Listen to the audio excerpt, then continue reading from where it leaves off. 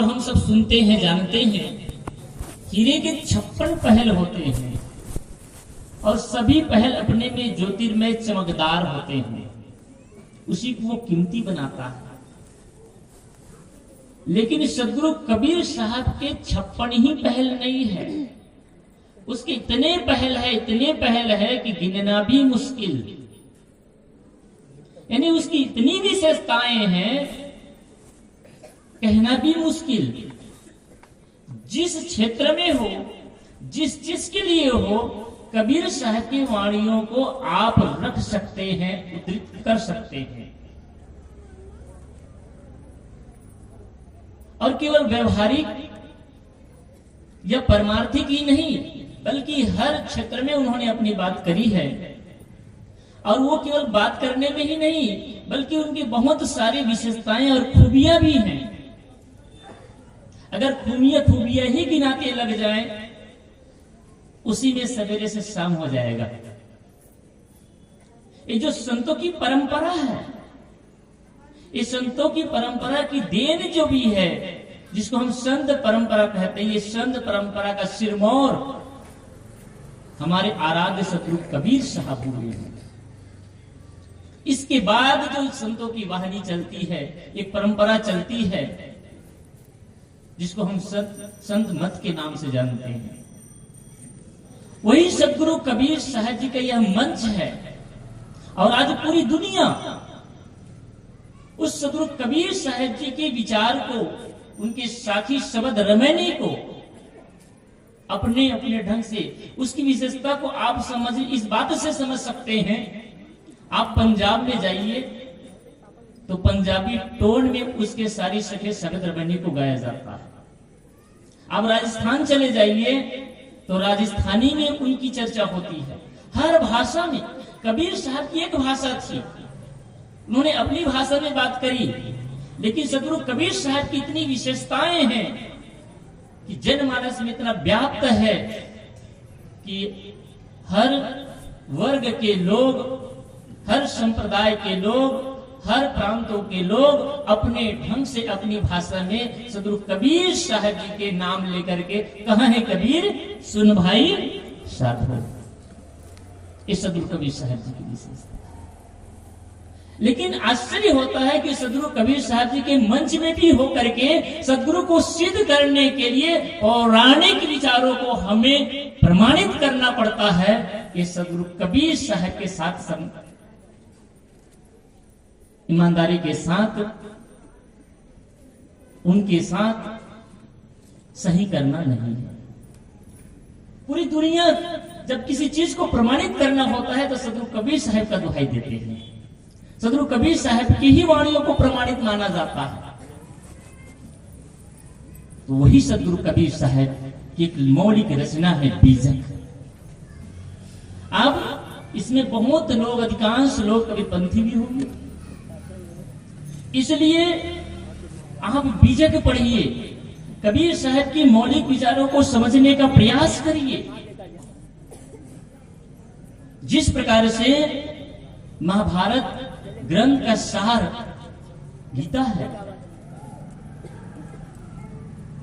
बौद्ध ग्रंथों का सार धम्मपदम है, वेदों का सार उपनिषद है, वैसे ही पूरी कबीर वाणी का सार बीजक है। लेकिन दुर्भाग्य है, अधिकांश घरों में बीजक का व्याख्या तो छोड़ दीजिए, मूल भी नहीं होगा, है ना। कबीर साहब के सारी वाणियों को अगर सही ढंग से समझना चाहते हैं तो बीजक पढ़िए। और उस बीजक जो ग्रंथ है, जो पदों में लिखा गया है, उसकी एक एक लाइन, एक एक पंक्ति अपने आप में मंत्र है, कोई मंत्र से कम नहीं है। हमने कभी विचार ही नहीं किया। पूरी दुनिया जिस कबीर की गुणगान करते हैं, उनकी महिमा का बखान करते हैं, उनकी वाणियों को उद्धृत करते हैं। अरे एक गांव का किसान अपने हल चलाते हुए जो गीत गाता है, जिस साखी शब्द को दोहराता है, हमारा देश के बड़े बड़े पार्लियामेंट के लोग भी संसद में उसी बात को दोहराते हैं।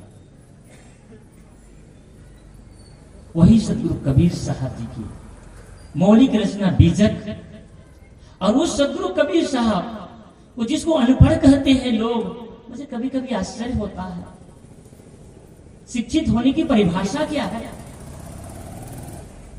शिक्षित होने का, पढ़ा लिखा होने की परिभाषा यह नहीं है कि आपने किताब को रट लिए हैं, पढ़ लिए हैं और आपने एग्जाम में पास हो गए हैं। गुरु कबीर साहब ने तो बड़ी अच्छी बात कही, मैंने सवेरे संचालन के माध्यम से कहा, पोथी पढ़ पढ़ जगमुआ, पंडित भया न कोय, और ढाई आखर प्रेम का पढ़े सो पंडित होय। कबीर साहब ने शास्त्रों को बहुत प्रमाणित नहीं माना, शास्त्र को पढ़ने में बल नहीं दिया, पुस्तक का आधार नहीं दिया, उन्होंने विवेक को आधार माना। और उस सदगुरु कबीर साहब ने उसी बीजक ग्रंथ के अंतर्गत ज्ञान चौतीसा एक प्रकरण दिया। लेकिन कितने तीक्ष्ण बुद्धि रही होगी उनकी, कितनी समग्रता की बुद्धि रही होगी। जिस अनार अम को पढ़ करके आप हिंदी देवनागरी लिपि को सीखते हैं, देवनागरी लिपि है ना, अनार अम इमली ईख उल्लू, फिर उसके बाद कलम खरगोश गणेश ग।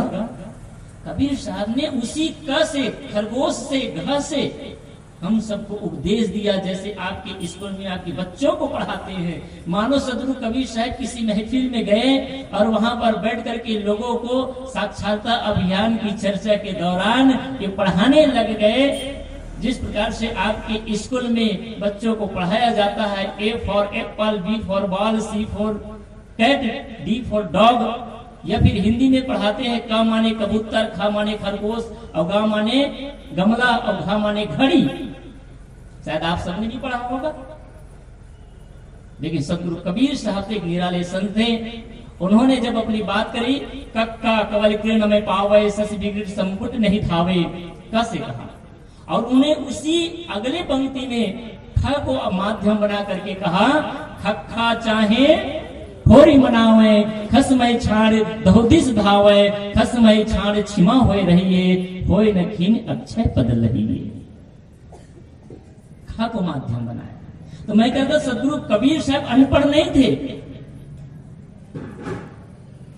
जिस स्कूल में हम और आपने पढ़ा, निश्चित है कि उस स्कूल में वो पढ़े नहीं होंगे, लेकिन कबीर साहब की प्रतिभा को आप इसी बात से समझ सकते हैं, जिस साखी को विद्वान लोग प्रूफ करते हैं, प्रमाण देते हैं कि देखो सदगुरु कबीर साहब पढ़े लिखे नहीं थे।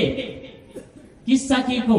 मसी कागज छुओ नहीं, कलम गहो नहीं हाथ, और चार युग की महत्तम कबीर मुखई जनाई बात।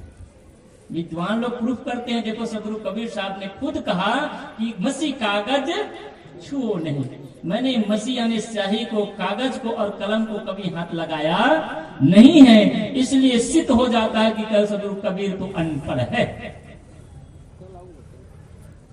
यहां तक बात ठीक है, सुनने में भी अच्छा लगा। लेकिन सदगुरु कबीर साहब नीचे जो पंक्ति में कहते हैं उसको भी गौर कर लीजिए, उस पर भी ध्यान करिए, केंद्रित कर लीजिए। सदगुरु कबीर साहब कहते चार युग के महत्तम, जो चारों युग का जो महत्तम है, महिमा है, जो चर्चा है, उस चर्चा को आपको बताने के लिए, आपके बीच चर्चा करने के लिए, आपको सुनाने के लिए मुझे किसी कॉपी कलम की जरूरत नहीं पड़ती। मैं तो उसको यूं ही बोल करके बता सकता हूं। सोचिए, ऐसे प्रतिभा के धनी, जिसको पढ़ने की भी जरूरत न पड़े, जिसको प्रमाण की भी जरूरत न पड़े, ऐसे सदगुरु कबीर साहब हुए हैं। उसी के ये वाणी ज्ञान चौतीसा से, खक्खा चाहे होरी मनावे। सदगुरु कबीर साहब ने प्रश्न किया पढ़ाते हुए कि बच्चों, हम सब उसके बच्चे ही तो हैं। और कबीर साहब ने बच्चा होने का प्रमाण भी दिया। तय सुत मान हमारी सेवा, तो कहाँ राज देव हो देवा। हे सुत, हे पुत्र, मैं तुम्हें सब कुछ सर्वज्ञ राज देने के लिए तैयार हूं, तुम्हें सम्राट बनाने के लिए तैयार हूं। जैसे हर पिता अपने पुत्र को सम्राट बनाना चाहता है, राज देना चाहता है, उसको अपने से भी बड़ा देखना चाहता है, हर पिता का यह कर्तव्य भी होता है और ये देखने का प्रयास भी करता है। सतगुरु कबीर साहब कहते हैं कि हे शिष्य, हे पुत्र, हे मेरे लोगों, मैं तुम्हें राज देने के लिए तैयार हूं, तुम्हें सम्राट बनाने के लिए तैयार हूं। इसका मतलब क्या हम सम्राट नहीं हैं या सम्राट हैं? तो गुरु कबीर ने ही कहा है, हंसा तू तो हल्की अपनी चाल और रंग कुरंगे रंगिया तय किया और लगवार। गुरु कबीर साहब ने कहा, हंसा तू तो सबल था, ये हंस तू तो सबल था, है नहीं था, लेकिन हो क्या गया है? हल्की अपनी चाल, हमारी चाल हल्की हो गई है, हमारा आचरण बिगड़ गया है, हमारा ढंग बिगड़ गया है। कौन सा ढंग? बोलने का ढंग बिगड़ गया, चलने का ढंग बिगड़ गया, करने का ढंग बिगड़ गया, व्यवहार करने का ढंग बदल गया। हल्की अपनी रंग कुरंगे रंगिया, कुरंग में रंग गया, इसलिए तू हल्का पड़ गया। वास्तव में सदगुरु कबीर साहब ही एक ऐसे महापुरुष हुए जो हम सबको बादशाह बनाना चाहते हैं, सम्राट बनाना चाहते हैं, क्योंकि हम सम्राट हैं, बस हमारे बादशाहत को दिखाते हैं। चाह गई चिंता मिटी मनवा बेपरवाह, और जिनको कछु नहीं चाहिए सोई सहनपति साह। वो फार्मूला भी बताते कि सहनशाह हो कौन सकता? तो जिसकी चाहनाएं मिट गई, जिसकी इच्छाएं मिट गई, चाह गई चिंता मिटी मनवा बेपरवाह, और जिनको कछु नहीं चाहिए सोई सहनपति साह।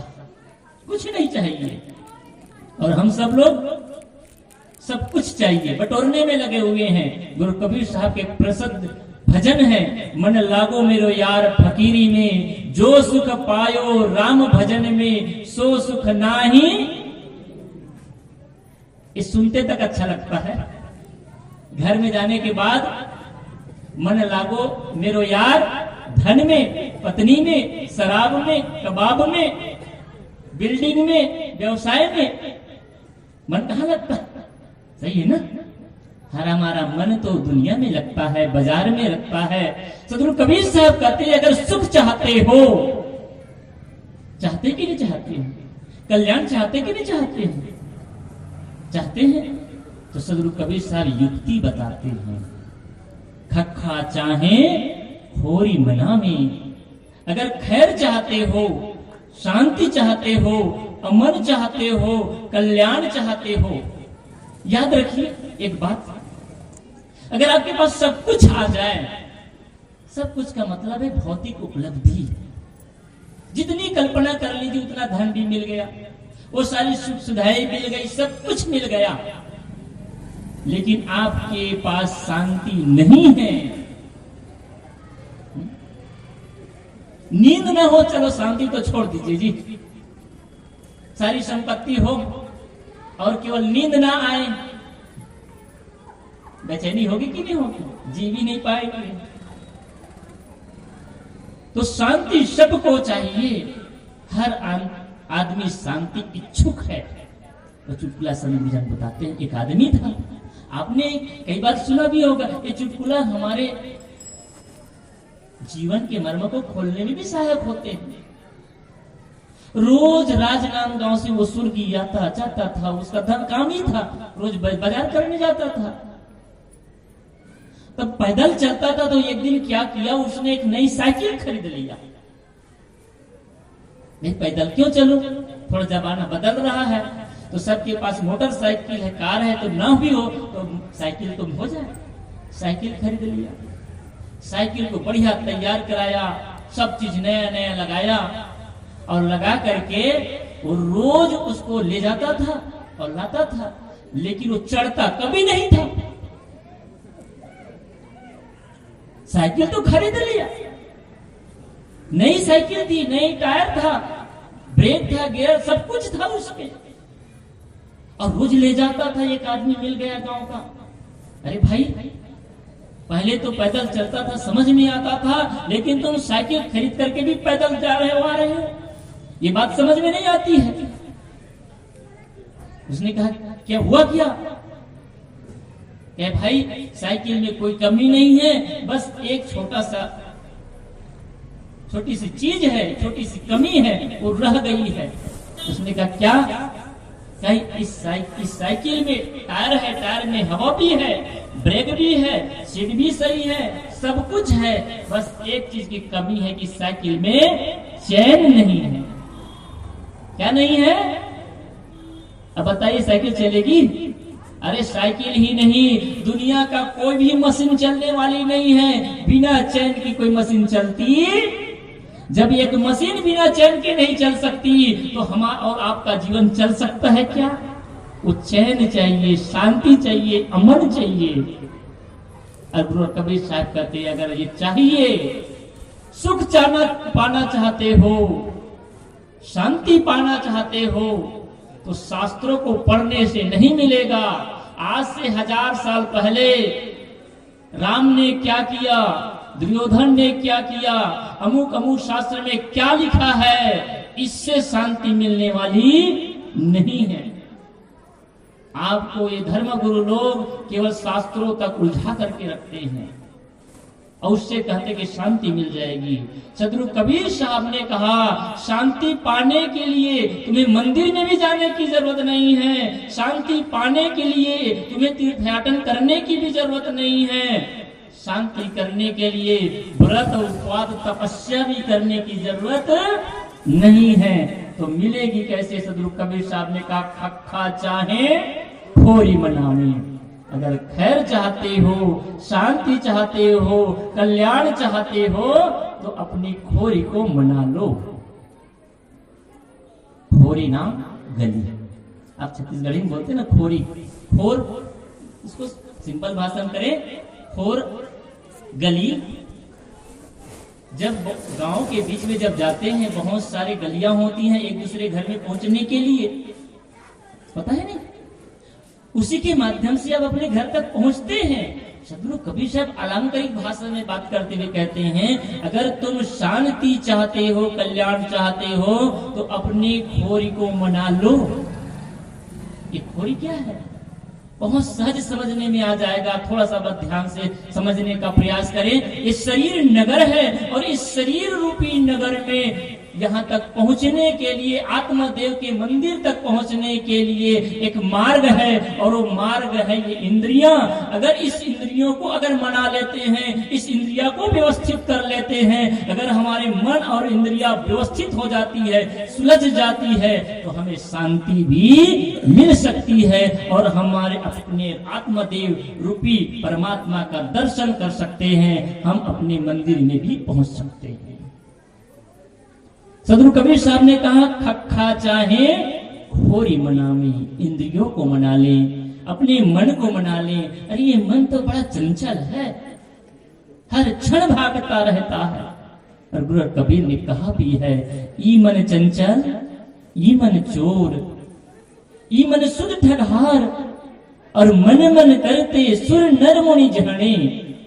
आप और हम सबकी बात नहीं है, सूर देवता और देवताओं की लीला क्या कहे भाई, वो तो आप जैसे इंसान से भी गए बीते थे। उसकी महिमा पढ़ करके देखे, सदगुरु कबीर साहब ने कहा भी है देव चरित्र सुनऊ हो भाई, जो ब्रह्मा सो धियो नसाई। उस पूरी पंक्ति को पढ़ लीजिएगा। और ज्यादा जानना है तो सदगुरु अभिलाष साहब जी की बीजक व्याख्या पढ़ के देखिए। रमैनी का ये एक पद है, देव चरित्र सुनऊ हो भाई, जो ब्रह्मा सो धियो नसाई।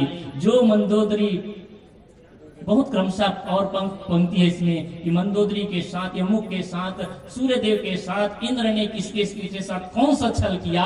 अगर आज की बात हो तो वो सारे देवताओं में बलात्कार का केस लगता कि नहीं लगता? देखिए हमारे शास्त्रों में पक्षपात किया गया है। कैसे? आप सब दशहरे के समय में गांव गांव रावण पुतला बनाते हैं और उसको जलाते हैं, सही कि नहीं? उसका अपराध क्या था किडनैपिंग का था। कौन सा अपराध था? केवल अपहरण किए थे, बस यही अपराध था। और बताइए, बलात्कार का अपराध बड़ा है कि किडनैप का अपराध बड़ा है? एक किडनैप करने वाले को आप हर साल जलाते हैं, लेकिन जिस दुशासन ने दुर्योधन के निर्देशन पर एक भरी सभा में स्त्री को नग्न किया जा रहा हो, उस दुशासन और उस दुर्योधन को आप कभी जलाते हैं क्या? क्या पंडित जलाने के लिए कहता है क्या? पक्षपात है कि नहीं है? तो जितने देवता की आप पूजा करते हैं, आराधना करते हैं, चर्चा करते हैं, अगर उस देवताओं की भी अगर आप विश्लेषण सही करें तो सब पर मुकदमा चलने वाला है। किसी देवता का चरित्र साफ नहीं है। इसलिए सदगुरु कबीर साहब कहते हैं कि अगर सुख और शांति चाहते हो तो अपने मन इंद्रियों को अपने वश में करो। और ये जो मन है, मैं कह रहा था कि ई मन चंचल, ई मन चोर, ई मन सुध ठगहार, और मन मन करते सुर नर मुनि जहड़े, मन के लक्ष्य द्वार। ये मन ही तो भागता है। महात्मा बुद्ध ने तो सबसे ज्यादा चर्चा मन की ही की है। मनोभुगमा मनोश्रेष्ठा मनोमया मनसा ते प्रतिष्ठेन भासती व करोति व। मन हर कार्य में पुरोगामी है। आपने प्रोग्राम बनाया कहां? प्रयागराज जाने के लिए। आप सब भी तैयार रहिएगा। पहले से सूचना दे दूं, 2025 में जनवरी माह में महाकुंभ होने वाला है। सही कि नहीं? पहले से सूचना दे देता हूं, आप लोग मत सोचना। जिसको तैयारी करनी होगी, जनवरी माह के 2025 में इलाहाबाद, जिसको वर्तमान में प्रयागराज कहा जाता है, उसमें महाकुंभ होने जा रहा है। तो जिन लोगों को जाना है वो तैयारी कर लेंगे अभी से। लेकिन याद रखिए, जैसे आपने तैयारी की बात सोची, पता नहीं मन कितनी बार इलाहाबाद चला जाएगा। आप जिसको सोचते हैं वहां आप पहुंच जाते हैं। इसलिए संत और गुरुजन कहते हैं कि सबसे ज्यादा तेज गति किसकी है? प्रश्न होता है। सबसे ज्यादा तीव्र गति से चलने वाला क्या है? आज हमारे देश में और विश्व में ऐसे ऐसे यान हैं जो 1 सेकंड में भी कई किलोमीटर चलते हैं। कई किलोमीटर, हजारों कह सकते हैं। ऐसे ऐसे यान बना लिए गए। चंद्रमा पर जो यान गया तो सोचिए कि उसका रफ्तार कितना रहा होगा। काफी था ना। और आज जो नापने का जो सबसे जो अंतिम इकाई का जो नाप है वो है प्रकाश की गति। पहले ध्वनि की गति, और ध्वनि से भी अगर तीव्र गति है तो वो है प्रकाश। किसी भी चीज को आज पूरे विश्व को नापने का कोई यंत्र है तो वो यंत्र का माध्यम है प्रकाश की गति। कि प्रकाश की गति कितने समय में कितनी दूरी तय करता है।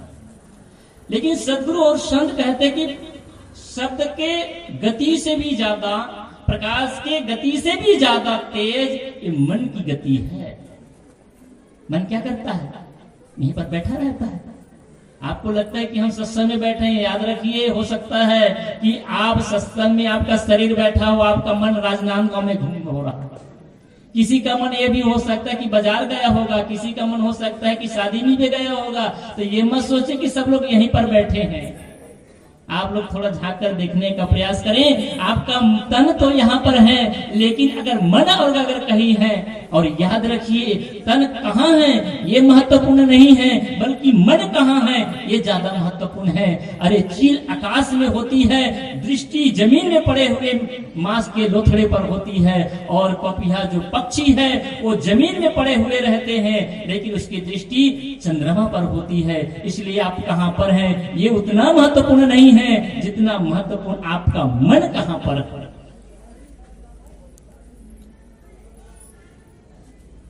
तो मैं कह रहा था, खक्खा चाहे खोरी मनावे, अपने इंद्रियों को मनाना, अपने मन को वश में करना सीखें। अगर ये हमारे मन और इंद्रियां अगर हमारे वश में हो जाए, यही तो दुख देता है हमको। दुख कौन देता है?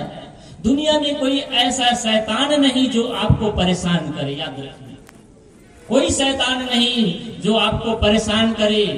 चाहे टोनी के रूप में है, मसान के रूप में, जो भी ले ले, वो कोई नहीं है जो आपको परेशान करे, दुख दे।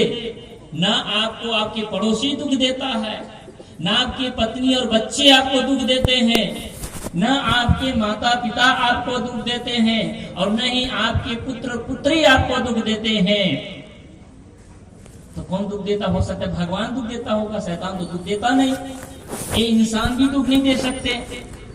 तो दुख कोई भगवान, तो भगवान भी दुख देता न। भगवान आपको सुख दे सकता है और न भगवान आपको दुख दे सकता है।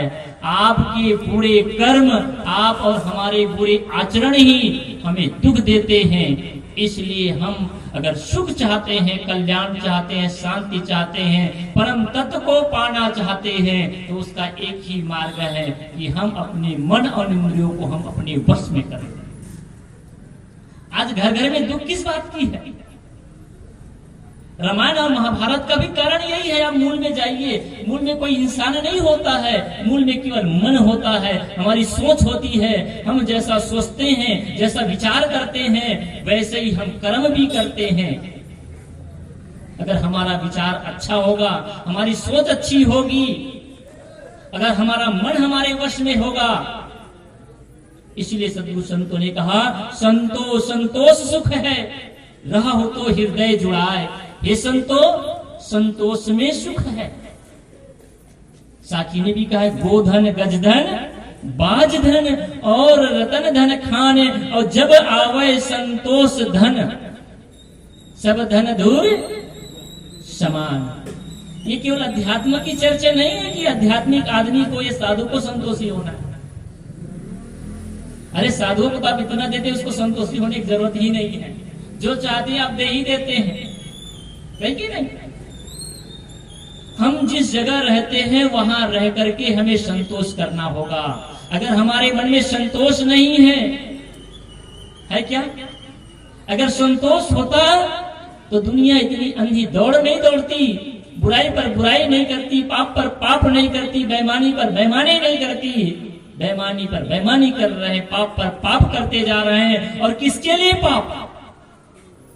माता बहनों, आपसे निवेदन करूंगा कि पाप करते हैं तो किसके लिए पाप करते हैं? उस संतान के लिए जिस संतान से आप सारे सुख पाने की अभिलाषा रखे हैं। और वो संतान एक दिन ऐसा भी आएगा कि आपको ही ठोकर मार करके वो चला जाएगा। अभी का प्रेजेंट का एक उदाहरण मैं आप सबको बताऊं, शायद आप सब वाकिफ भी होंगे, बस आपका स्मरण ताजा कराना चाहता हूं। हमारे देश के एक बहुत बड़े उद्योगपति हुए हैं, और शायद उसके बैंक में बहुत सारे लोगों का पैसा भी फंसा होगा, जिसका नाम है सहारा कंपनी का मालिक सुब्रत राय। आप सब जानते हैं? आपका पैसा आज सहारा कंपनी में फंसा हुआ है, आज से वर्षों से।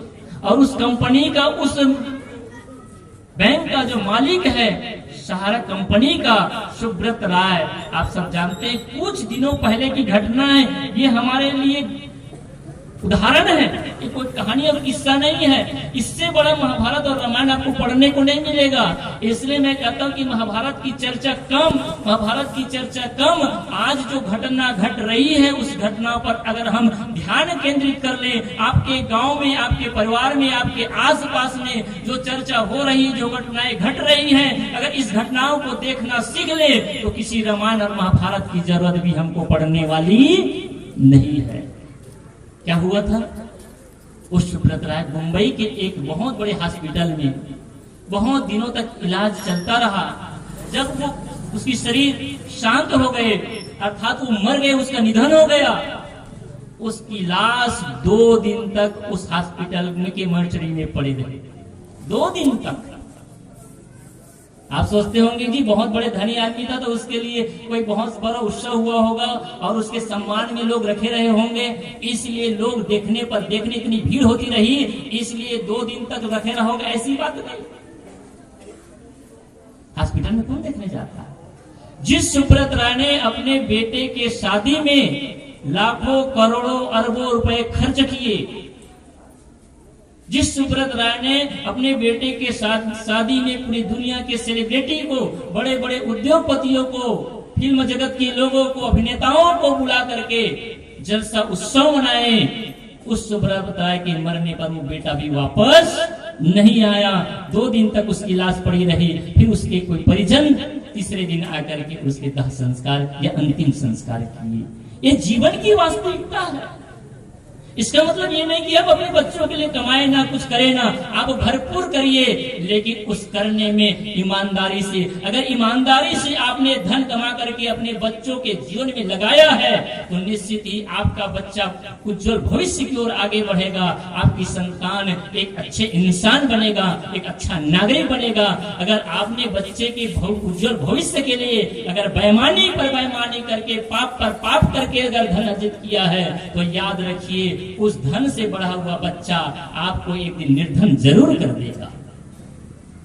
इसलिए गुरु कबीर साहब कहते हैं, खखा चाहे होरी मनावे, खसमय छाण दहोदिस धावे, खसमय छाण छिमा होए रहिए, होए न खीन अक्षय पद लइए। गुरु कबीर साहब कहते हैं, पहला सूत्र याद रखिए। पहला सूत्र यह है कि अगर सुख और शांति चाहते हैं तो अपनी इंद्रियों को अपनी वश में करें, संतोष धारण करें। अगर संतोषी रहेंगे ना तो सास बहू से नहीं जलेगी, बहू सास से नहीं जलेगी, बेटा पुत्र से, पिता से नहीं जलेगा और पिता पुत्र से नहीं जलेगा। और आदमी आदमी से लड़ रहा है, आदमी आदमी से परेशान है। आज आदमी को किसी जानवर से डर नहीं है, शेर से डर नहीं है, किसी जानवर से डर नहीं है। अगर आदमी आदमी से डरता है केवल, और आपको याद दिलाऊं कि जब समाज में भ्रष्टाचार का चरम स्थिति आई तो घर में दरवाजा लगना चालू हुआ। दरवाजा सोचते हैं घर की सुरक्षा के लिए, लेकिन याद करिए कि मनुष्यता का सबसे बड़ा जब पतन हुआ तो घर में दरवाजा लगना प्रारंभ हुआ। और जब मनुष्यता का दूसरी बार जब पतन हुआ तब उसमें कुंडी लगना चालू हुआ। और जब तीसरी बार मनुष्यता का पतन हुआ तो उस कुंडी में ताला लगना प्रारंभ हुआ। और आज समझ रहे होंगे जिसको सीसीटीवी कैमरा कहते हैं, उस सीसीटीवी कैमरा ये ऐलान करता है चिक चिक करके कि पूरी सभ्यता और मानवता मर चुकी है। आज बाप को भी बेटे पर, बेटे को बाप पर, बहू को बहू पर, ग्राहक को दुकानदार पर और दुकानदार को ग्राहक पर, आज किसी को किसी पर भरोसा नहीं रह गया है। इसलिए जितने जगह सीसीटीवी कैमरा लगा है वो ये ऐलान इस बात का नहीं कि हम बहुत उन्नत हो सके हैं, बल्कि इस बात के लिए है कि हम सबसे ज्यादा बेईमान और अविश्वासी हो गए हैं। इसलिए हम सबको ईमानदारी पूर्वक अपने जीवन को नैतिकवान होकर के जीने की जरूरत है। इसलिए गुरु कबीर कहते हैं कि हम सबको संतोषी होने की जरूरत है। हमें